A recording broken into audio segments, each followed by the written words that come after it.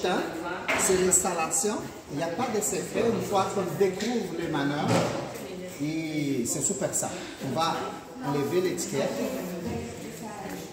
et on va avoir besoin de les dérouler.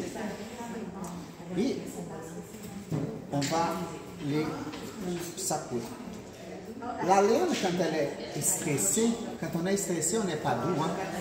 Donc, elle a la tendance d'être un peu plus rêche.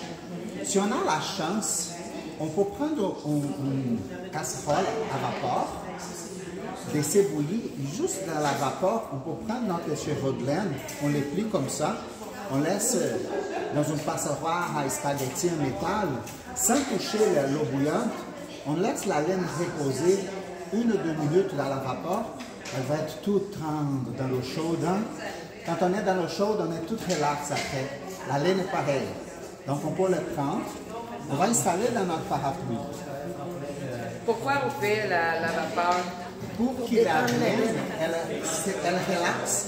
Donc la laine va ouvrir un peu, il va être plus gonflante. Donc tout ce qui est possible d'être brûlé va se défaire.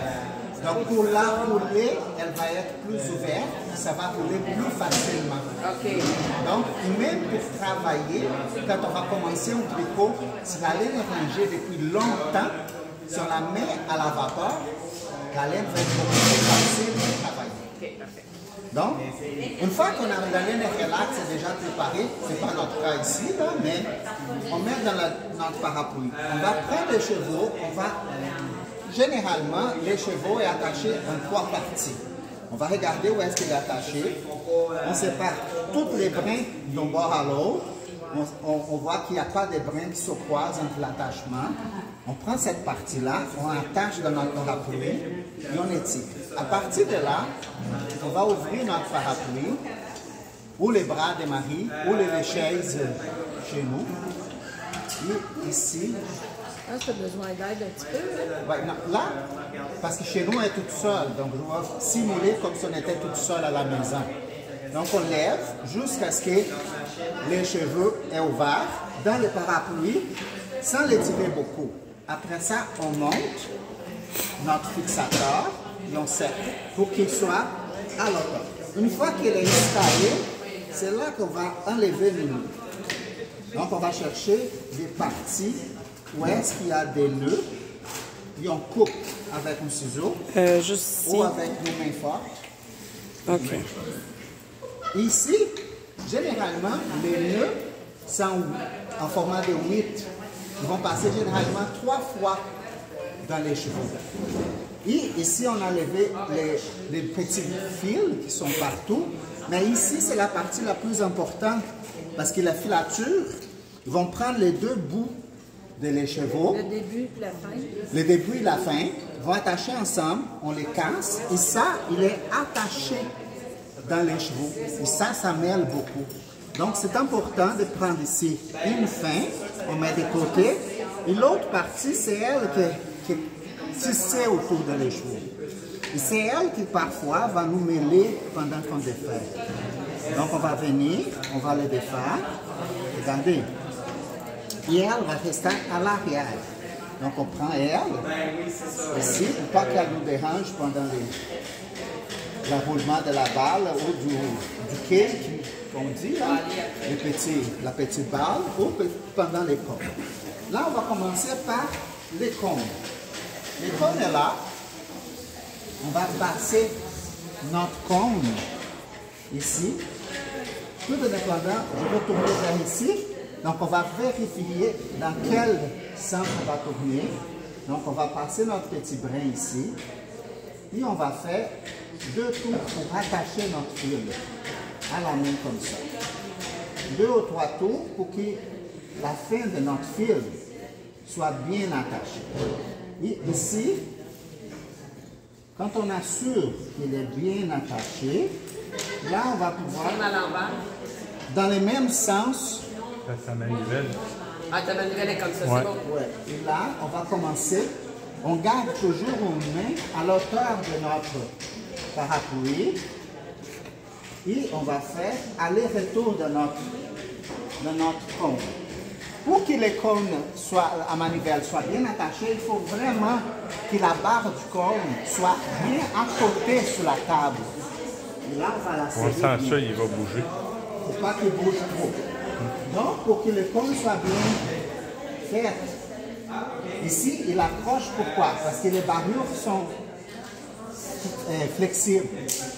Et on va doucement faire des allers-retours dans le cône, mais pas trop à l'extrémité du cône. Et on va, pourquoi que je tiens dans mes doigts? Pour faire une petite pression dans notre fil pour que le cône soit bien serré. Donc, la tension sur le cône, c'est mon doigt ici qui le fait pour tenir le cône. Et là, je fais des allers-retours. À peu près, chaque tour de manivelle, c'est une allée. Chaque tour de manivelle, c'est un retour dans le cône pour faire exactement un cône qui va monter et descendre tout au long.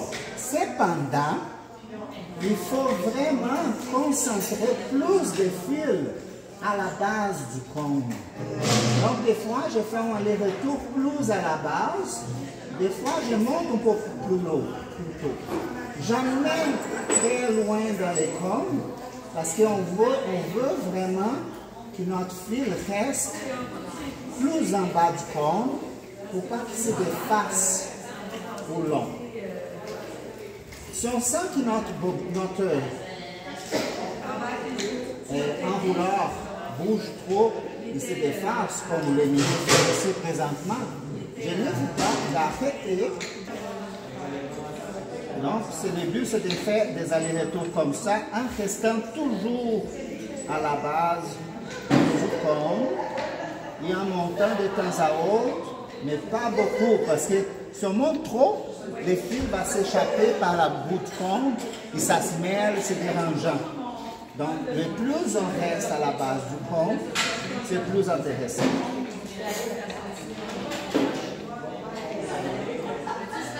Il y a des gens qui utilisent aussi une vis qui s'accroche, une mèche qui s'accroche à la drille, à la même épaisseur du trou du cône.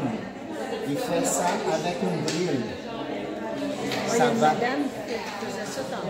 Ça fait plus rapidement et ça fonctionne. Donc ici, là, plus on augmente, plus on arrive à la moitié de la chevaux, on peut s'aventurer plus au bout du cône.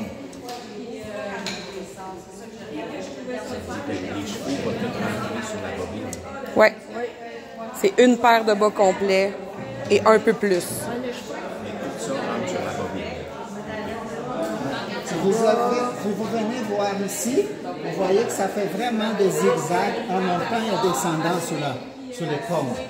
C'est ça notre objectif. Que les cônes soient vraiment comme ça. Et notre doigt, c'est lui qui tient pour faire la tension.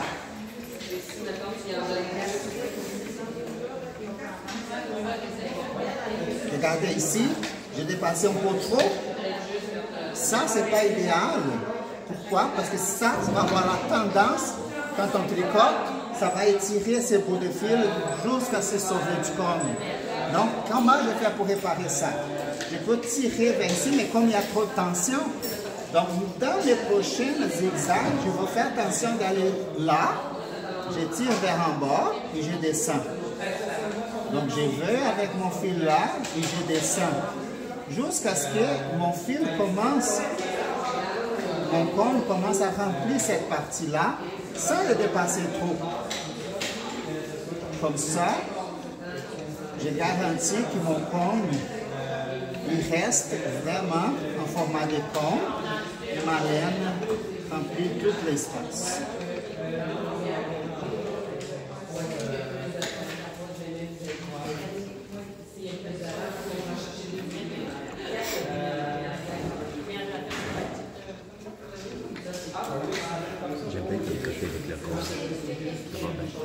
moi aussi.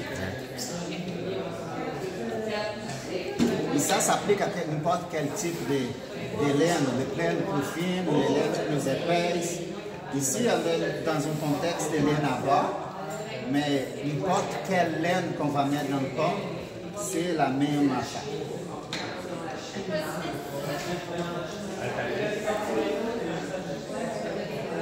Là, ça commence à être plus épais, je peux aller un peu plus loin, là, vous voyez?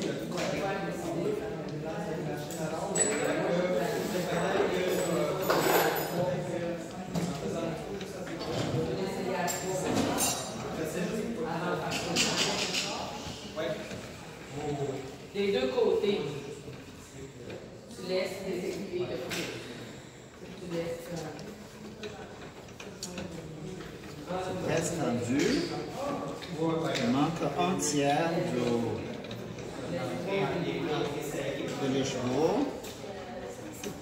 Tu arrives à prendre plus de vitesse vers la fin aussi, hein? Oui.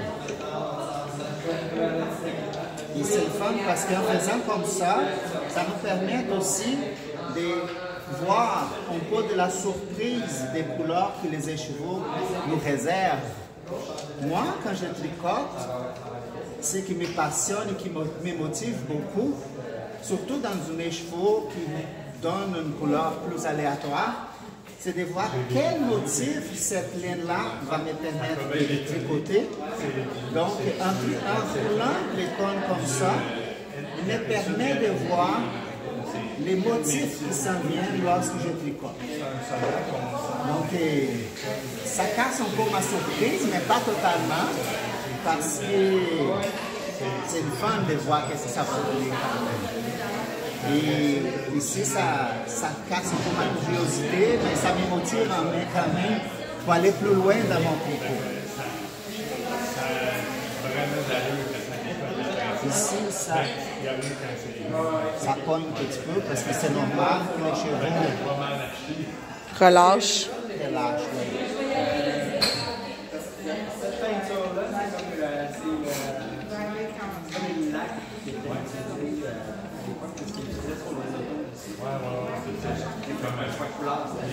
Ici, mon parapluie, il y a plus d'une jambe. Oups. C'est correct.